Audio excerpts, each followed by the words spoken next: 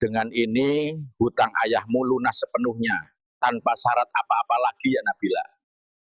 Assalamualaikum sahabat Sinar Karomah. Bayangkan namaku Nabila, usia 20 tahun.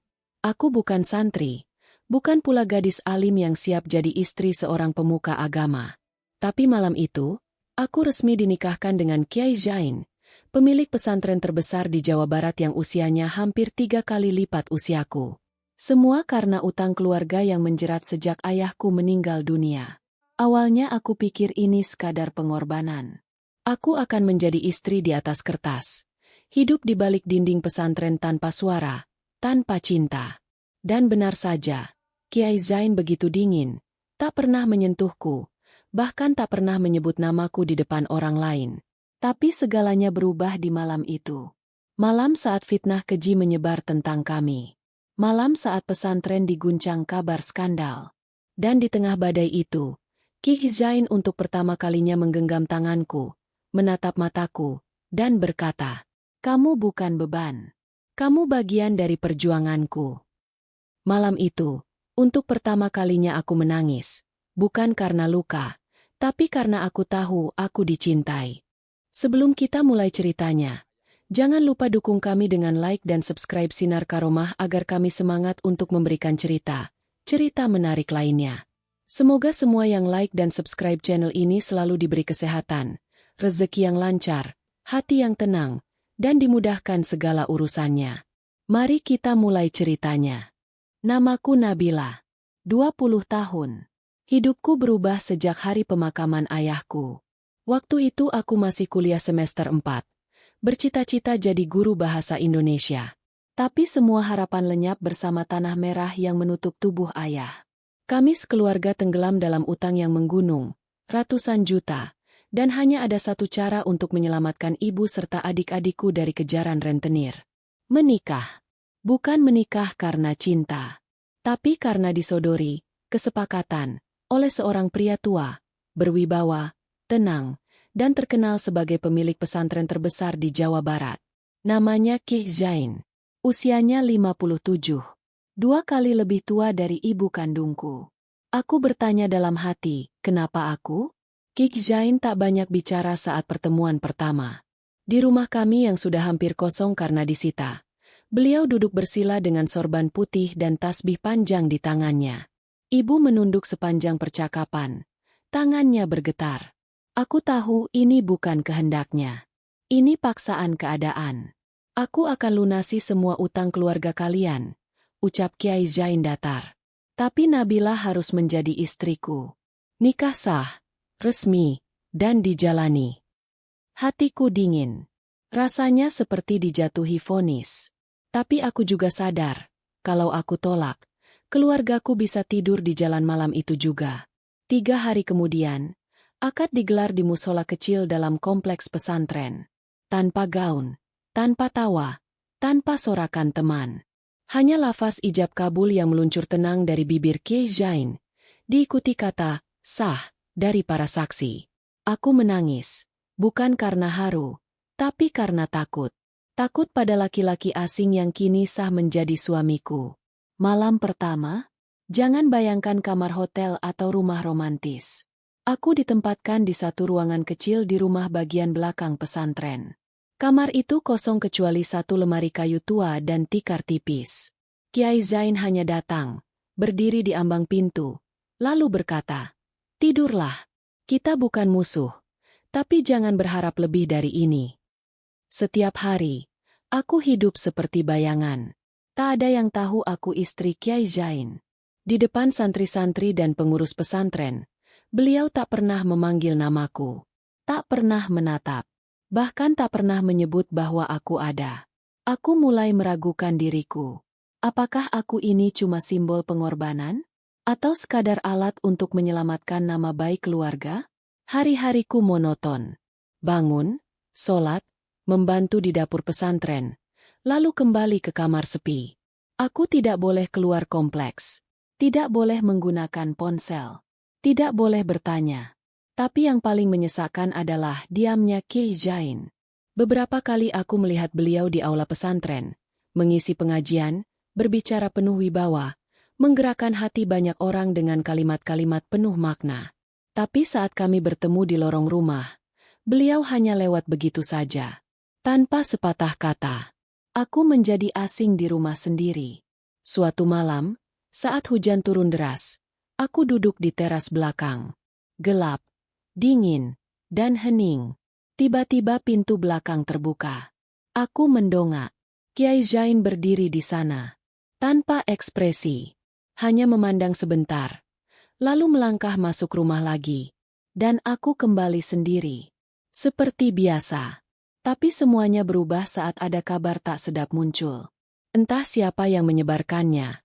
Tapi para santri mulai berbisik-bisik. Katanya Kiai Zain menyembunyikan seorang wanita di rumah belakang.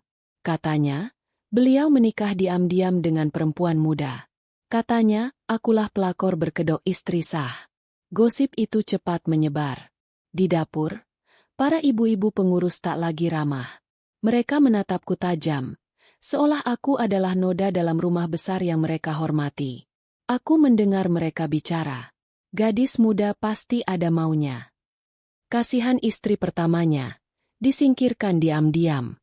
Ini semua aib. Hatiku remuk, tapi aku tak bisa apa-apa. Aku bahkan tak tahu. Apakah aku punya tempat di hati suamiku? 3 hari setelah gosip itu, Kiai Zain pulang lebih awal dari biasanya. Ia masuk rumah lewat pintu utama. Langkahnya cepat, wajahnya tegang. Dan untuk pertama kalinya sejak kami menikah, beliau masuk ke kamarku. Nabila, katanya. Lirih tapi tegas. Aku tertegun. Itu pertama kalinya ia menyebut namaku. Besok pagi, kamu ikut aku ke aula utama pesantren.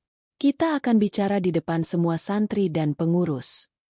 Aku menatapnya. Bingung. Untuk apa, Ki? Ia tak menjawab. Hanya menatapku dalam-dalam. Tapi sorot matanya bukan lagi dingin. Ada sesuatu di sana. Tapi juga seperti melindungi. Dan untuk pertama kalinya sejak aku masuk rumah ini, aku merasa jantungku berdetak lebih cepat karena sesuatu yang berbeda. Bukan ketakutan, tapi harapan. Pagi itu udara terasa berbeda. Pesantren yang biasanya tenang, kini ramai dengan wartawan, alumni, dan beberapa petugas dari kantor Kementerian Agama. Isu soal pemalsuan dokumen pernikahan telah menyebar keluar. Dan nama Kiai Zain jadi sorotan. Tapi kali ini, beliau tidak lagi bersembunyi.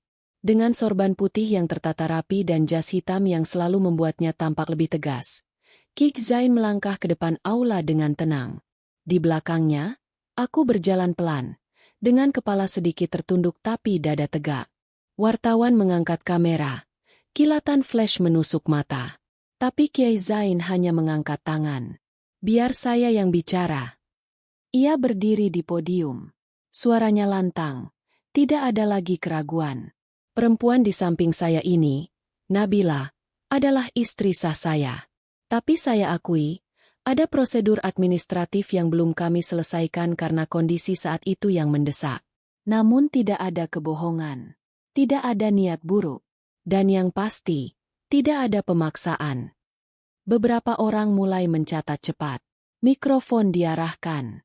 Kalau saya harus bertanggung jawab di depan hukum, saya siap. Tapi saya juga akan bertanggung jawab di depan Allah untuk menjaga kehormatan istri saya yang selama ini kalian hina. Aku menggigit bibir bawahku. Menahan tangis. Terlalu banyak orang yang menilai tanpa tahu.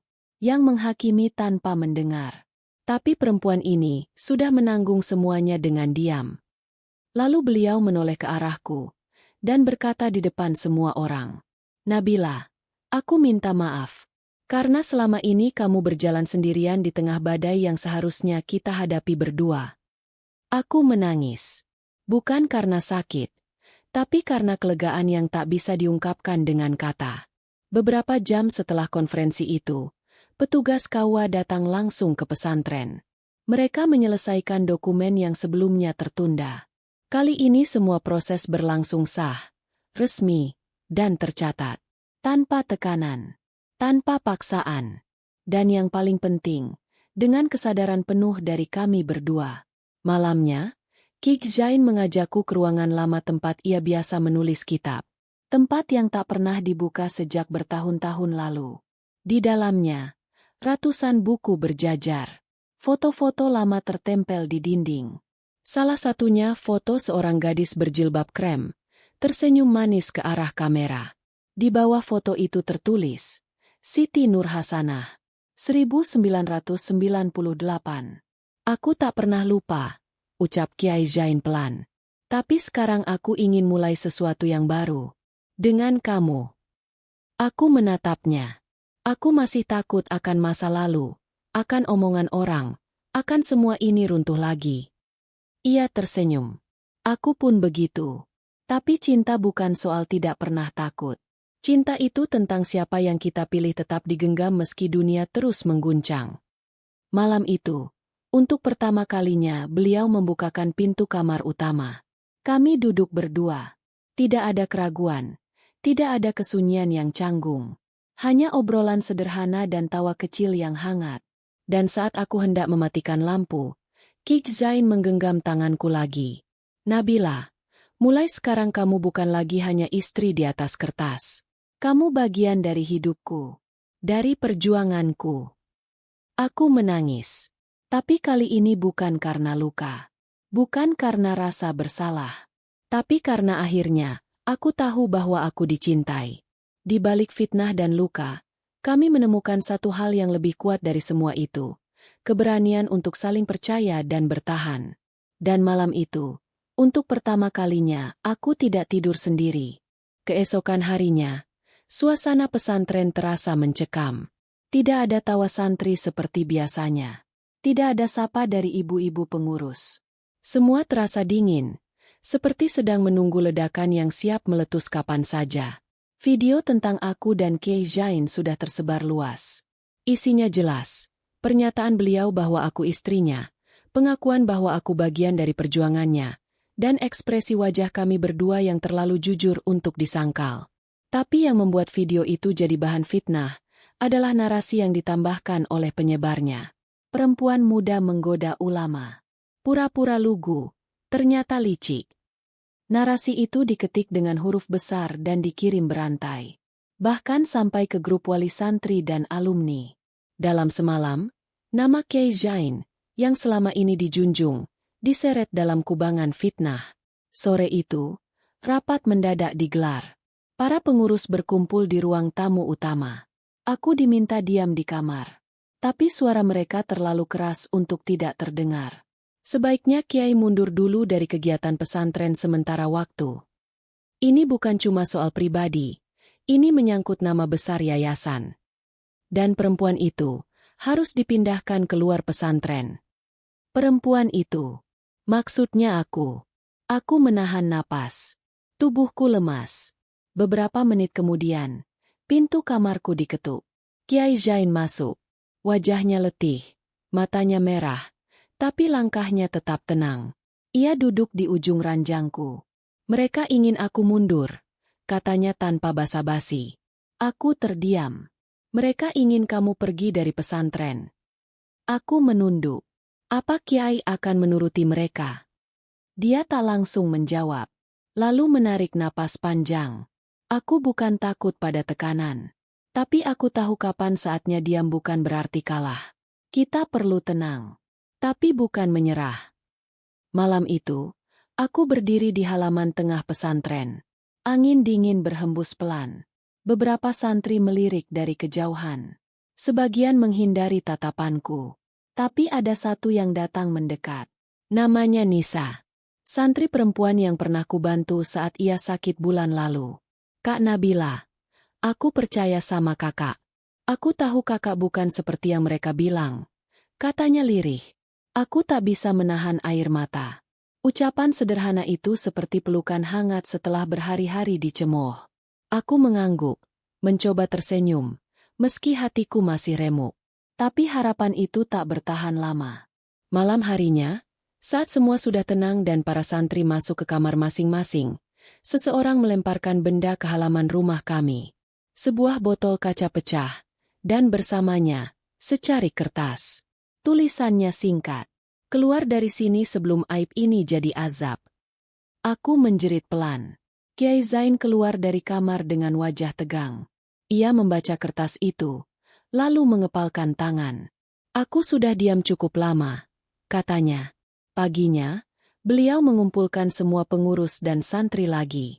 Tapi kali ini, suasananya berbeda. Beliau berdiri di tengah aula, memegang mikrofon dengan suara serak tapi penuh keyakinan. Saya tahu siapa yang menyebarkan video itu. Dan saya juga tahu siapa yang memutarbalikkan cerita. Semua mulai gelisah. Bisik-bisik terdengar. Beliau melanjutkan, pesantren ini dibangun di atas dasar ilmu dan adab. Tapi jika adabnya rusak, maka ilmunya tak akan sampai ke hati. Mata Kiai Zain menatap lurus ke arah Ustadzah Ijah yang duduk di barisan depan. Aku sudah menganggapmu keluarga. Tapi kamu menyebar racun ke dalam rumah ini. Ustadzah Ijah terpaku. Tapi sebelum dia sempat membela diri, Kiai Zain mengangkat satu lembar bukti cetak. Rekaman chat dan voice note. Semua ada. Dan saat itu juga, wajah-wajah yang tadinya mencibir, mulai menunduk. Sebagian terlihat malu, sebagian justru takut. Tapi yang mengejutkan, Ustadzah Ijah tidak meminta maaf. Ia justru berdiri dan berteriak. Kamu berubah sejak perempuan itu datang. Kamu bukan lagi kiai yang dulu. Kamu sudah jatuh cinta. Semua terdiam. Dan aku tidak bisa menyangkal. Karena mungkin untuk pertama kalinya, aku ingin itu benar. Setelah kejadian di aula itu, nama Ustadzah Ijah segera dihapus dari struktur kepengurusan. Tapi bukan berarti badai mereda. Justru sebaliknya, fitnah yang sudah terlanjur menyebar, tak bisa ditarik kembali.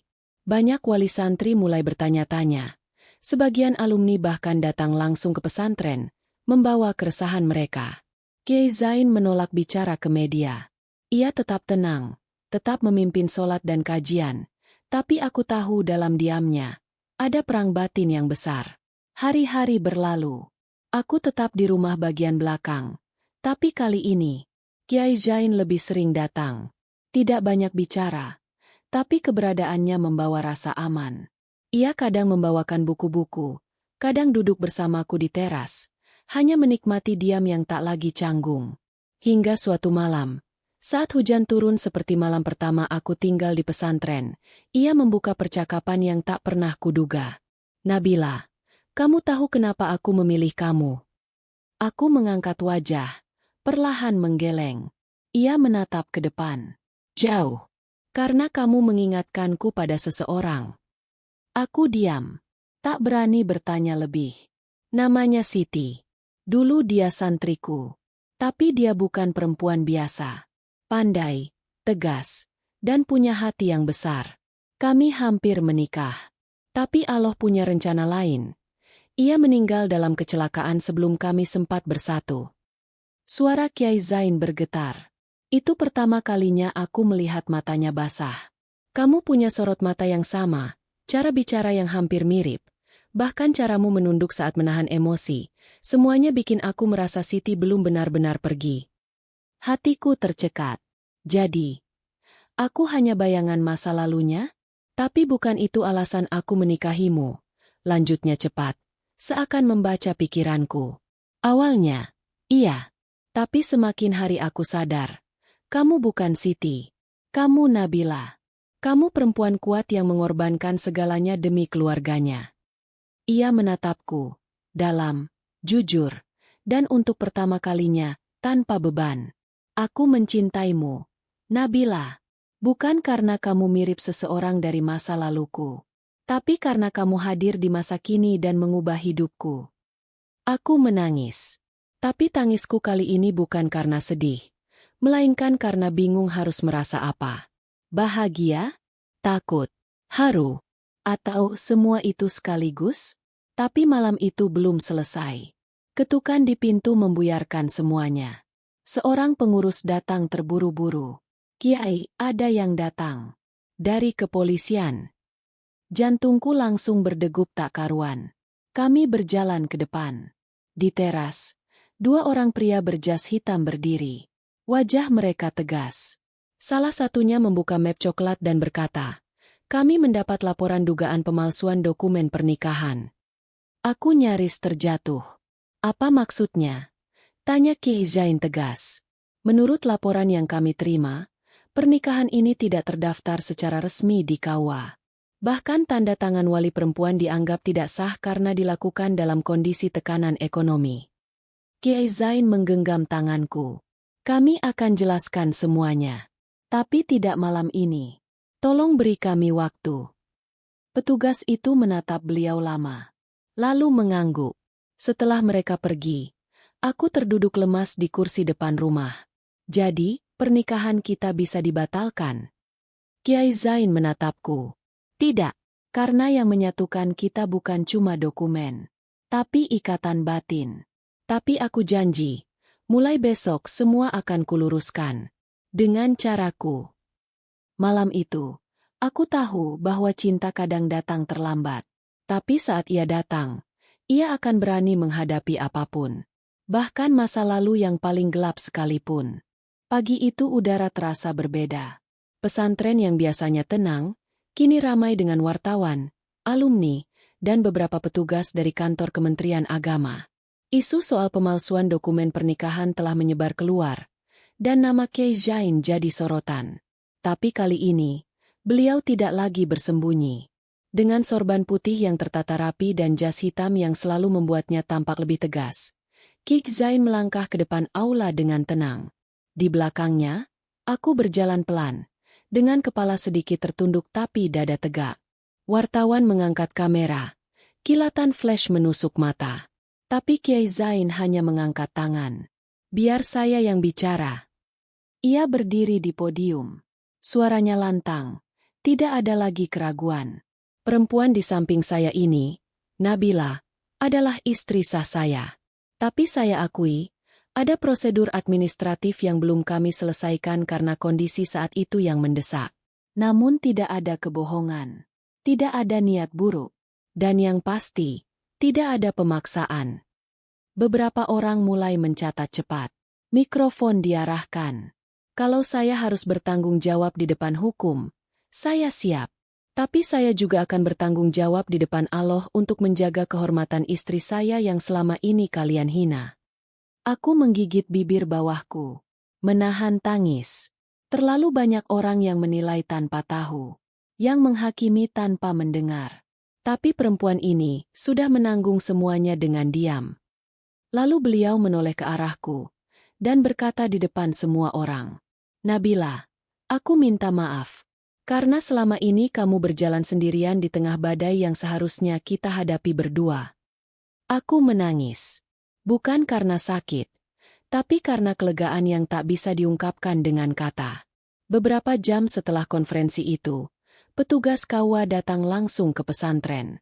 Mereka menyelesaikan dokumen yang sebelumnya tertunda. Kali ini semua proses berlangsung sah, resmi, dan tercatat. Tanpa tekanan, tanpa paksaan. Dan yang paling penting, dengan kesadaran penuh dari kami berdua. Malamnya, Kiai Zain mengajakku ke ruangan lama tempat ia biasa menulis kitab. Tempat yang tak pernah dibuka sejak bertahun-tahun lalu. Di dalamnya, ratusan buku berjajar. Foto-foto lama tertempel di dinding. Salah satunya foto seorang gadis berjilbab krem, tersenyum manis ke arah kamera. Di bawah foto itu tertulis, Siti Nur Hasanah, 1998. "Aku tak pernah lupa," ucap Kiai Zain pelan. "Tapi sekarang aku ingin mulai sesuatu yang baru. Dengan kamu." Aku menatapnya. Aku masih takut akan masa lalu, akan omongan orang, akan semua ini runtuh lagi. Ia tersenyum. Aku pun begitu. Tapi cinta bukan soal tidak pernah takut. Cinta itu tentang siapa yang kita pilih tetap digenggam meski dunia terus mengguncang. Malam itu, untuk pertama kalinya beliau membukakan pintu kamar utama. Kami duduk berdua. Tidak ada keraguan. Tidak ada kesunyian yang canggung. Hanya obrolan sederhana dan tawa kecil yang hangat. Dan saat aku hendak mematikan lampu, Kiai Zain menggenggam tanganku lagi.